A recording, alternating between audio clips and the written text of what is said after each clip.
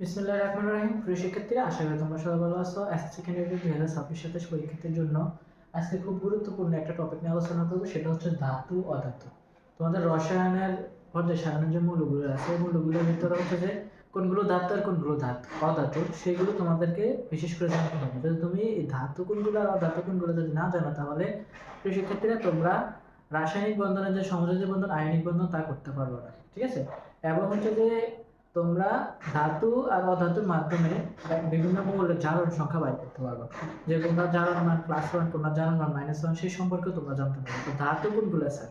পর্যায়সারণীর মূল্যগুলো কোনগুলো ধাতু হতে পারে? এখানে দেখো সোডিয়াম আর ক্লোরিন দুটো মূল্য দেওয়া আছে। সোডিয়াম কি ধাতু নাকি ক্লোরিন অধাতু? ক্লোরিন কি ধাতু নাকি অধাতু? সেটা আমরা একমাত্র হচ্ছে যে ইন্ডিকেট করতে পারবো ইলেকট্রিক মিনেশনের মাধ্যমে। আমরা ইলেকট্রিক মিনেশনের মাধ্যমে বলতে পারবো কোনটা ধাতু আর কোনটা অধাতু। তো আমরা জানি হচ্ছে ধাতু কোনগুলা।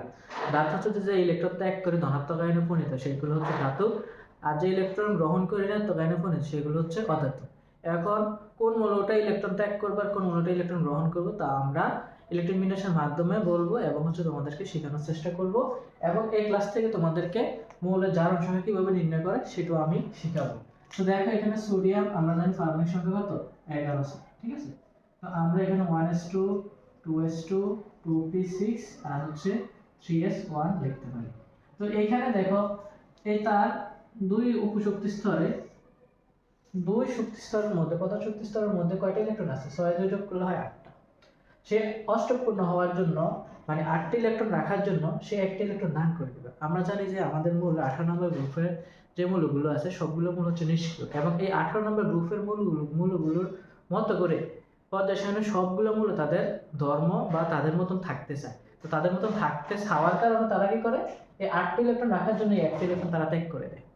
সে হচ্ছে যে সবচেয়ে ধনী মানুষ, সেই ইলেকট্রন ত্যাগ করে দেবে, মানে সে সম্পদগুলো ত্যাগ করে দেবে, জাকাত দিয়ে দেবে। তো এইখানে সোডিয়াম কি করে, ইলেকট্রন ত্যাগ করে প্লাস আয়নে পরিণত হয় এবং একটা ইলেকট্রন কমে যায়। তাহলে 1s2 2s2 2p6। তাহলে সোডিয়াম কয়টা ইলেকট্রন ত্যাগ করছে স্যার? সোডিয়াম কয়টা ইলেকট্রন ত্যাগ করছে? একটা ইলেকট্রন। তো ত্যাগ করলে সে ধনাত্মক আয়নে পরিণত হবে। তো সোডিয়ামের জারণ সংখ্যা কত স্যার? +1। আমরা জানি সোডিয়ামের জারণ সংখ্যা +1। এবার হচ্ছে ক্লোরিনের ক্ষেত্রে, ক্লোরিন হচ্ছে 17। তো আমরা একইভাবে ইলেকট্রন বিন্যাস করব, 2p6 3s2 3p5।